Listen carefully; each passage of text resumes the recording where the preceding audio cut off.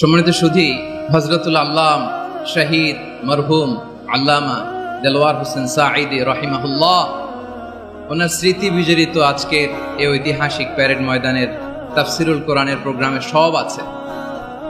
Stage আছে, শ্রোতা আছে, প্যান্ডেল আছে, মিডিয়া কাভারেজ আছে, কিন্তু আমাদের কলিজার টুকরাটা আমাদের মাঝে নাই।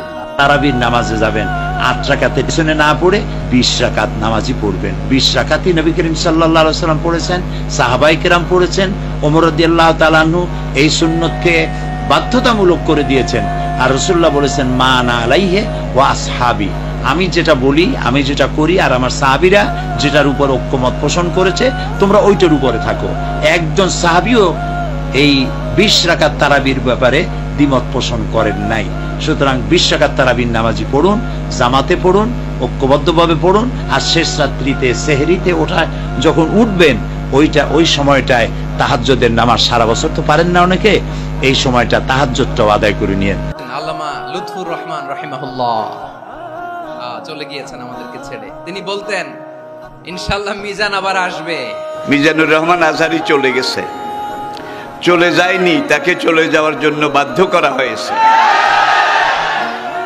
একটা মাহফিলে 10 লাখ 15 লাখ লোক হওয়া, এটা দুনিয়ার কোন রাষ্ট্রপ্রধানের ইতিহাসেও নেই, ঠিক কিনা বলুন?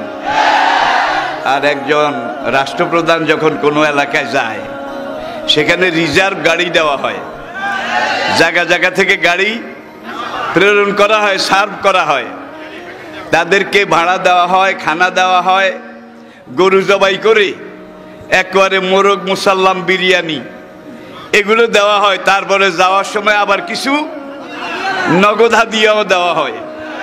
কিন্তু আমাদের মাহফিলে, আমার ছেলেদের, আমার সন্তানদের মাহফিলে যারা আসে, তারা নিজের খরচে আসে, নিজের খরচে খায়।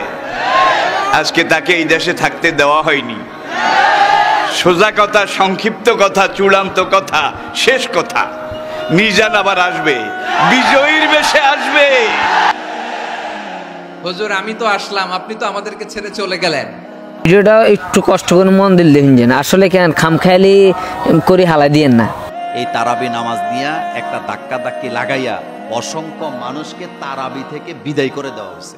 8 রাকাত 20 রাকাত নিয়ে যে মারামারি এই দেশে, এটা শয়তানের ফন্দি। রাসূল সাল্লাল্লাহু আলাইহি ওয়াসাল্লাম 30 দিনেই তারাবি পড়েছেন, তার একটা দলিলও কেউ দিতে পারবে না। আমরা 20 রাকাত পড়ি, আপনারা হয়তো 8 রাকাত পড়েন, কোনো অসুবিধা নাই। সৌদি আরবে এই বছর তারাবি হইব 10 রাকাত, নে এবার চিন্নি খাও, 20-এও নাই 8-এও নাই। 8 রাকাত 20 রাকাত নিয়ে যে মারামারি এই দেশে, এটা শয়তানের ফন্দি। চিল্লায় বলেন, এটা কার ফন্দি? আমরা 20 রাকাত পড়ি, আপনারা হয়তো 8 রাকাত পড়েন, কোনো অসুবিধা নাই। আমরা যারা 20 রাকাত আমরা পড়তেছি, আমরা 20 রাকাতের কথাই বলি, 20 রাকাত আমরা পড়বো আজীবন।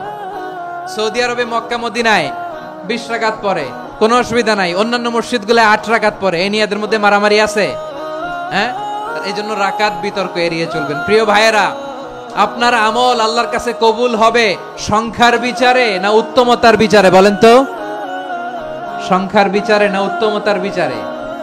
উত্তমতার বিচারে। কত চমৎকার ভাবে আপনি আল্লাহর সামনে দাঁড়াতে পারছেন, এটা বিবেচ্য। রুকু সেজদাগুলো সুন্দরভাবে করবেন, রুকু থেকে সোজা হয়ে দাঁড়ানো ওয়াজিব, 2 সেজদার মাঝখানে সোজা হয়ে বসা ওয়াজিব। এই তা'দিলুল আরকান বাদ দিলে হানাফি মাযহাব মতে সৌ সেজদা দিতে হবে, অন্য মাযহাব মতে নামাজই হবে না, আপনার নামাজই হবে না।